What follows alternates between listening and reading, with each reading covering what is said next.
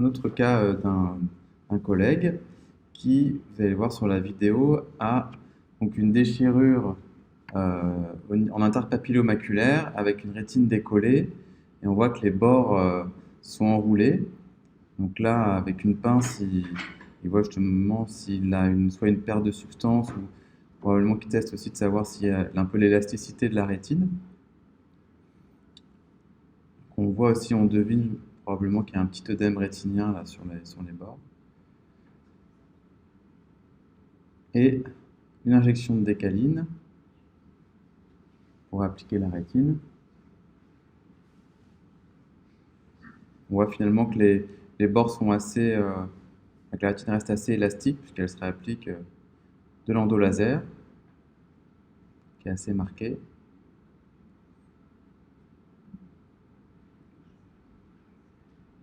Et une ablation de la décaline avec une canule de Charles.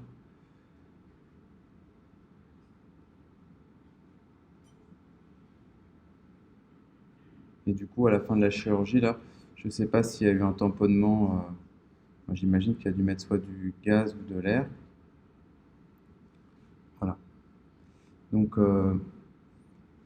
sur ce cas où on a un trou rétinien au niveau maculaire, déjà, je vous le souhaite le moins possible, surtout pour le malade. Mais c'est vrai que la première chose que je ferais, c'est quand même de vérifier l'ablation de la limitante interne.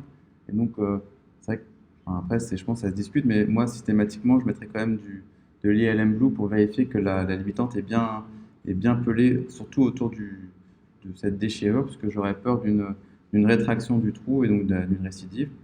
Je ne ferai pas forcément d'endolaser. Et par contre, je tamponnerai avec du gaz, avec un positionnement bulle trou maculaire. Pour la prévention des trous, la première chose, c'est vrai que là, je pense que ça dépend de la technique opératoire. C'est vrai que quand on utilise, moi j'utilise du coup la lampe à fente et mes deux mains, je vais avoir tendance, quand j'enlève la limitante interne, vous allez avoir un lambeau de limitante qui est dans le vitré et une partie du lambeau qui est face rétine. Et en fait, je vais avoir tendance à mettre toute mon attention sur le bord de limitante interne qui est du versant de la rétine. Et quand je fais ma traction ou que je fais mon rexis, du coup, j'en oublie l'extrémité de ma pince et c'est peut-être là où on peut labourer la rétine. L'autre chose, c'est dans l'indication.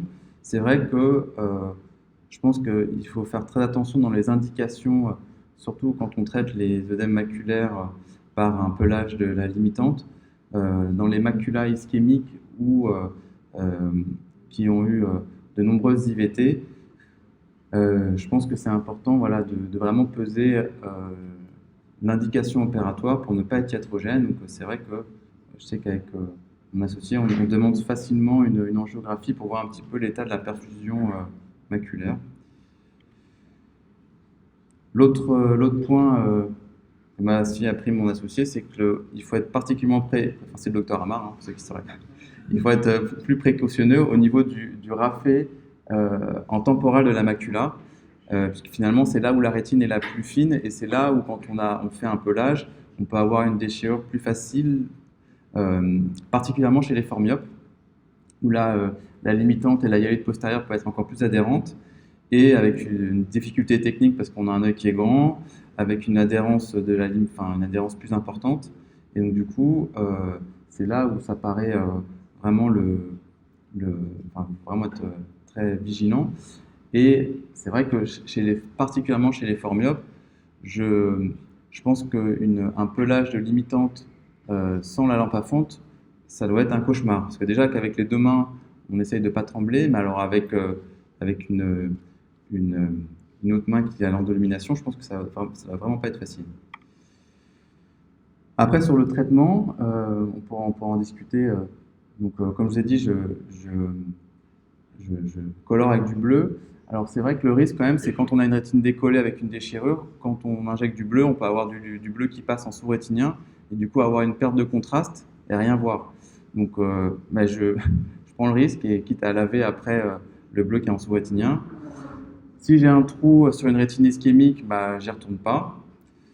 Je ne ferai pas forcément du laser sur le trou, ou de manière vraiment très douce, parce que c'est vrai qu'on voit dans les PDT, dans l'herbe maculaire, la cicatrice elle a tendance pardon, à s'étendre.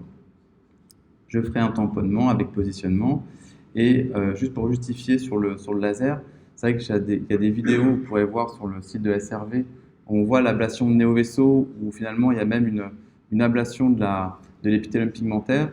Et en fait, dans l'herbe maculaire, même s'il n'y a plus d'épithélium pigmentaire qui joue son rôle de pompe, et ben finalement on a une rétine qui se réapplique avec juste un tamponnement par air ou gaz. Donc vraiment, je pense que l'endo laser n'est pas forcément nécessaire. Voilà, je ne sais pas s'il y a des questions ou des...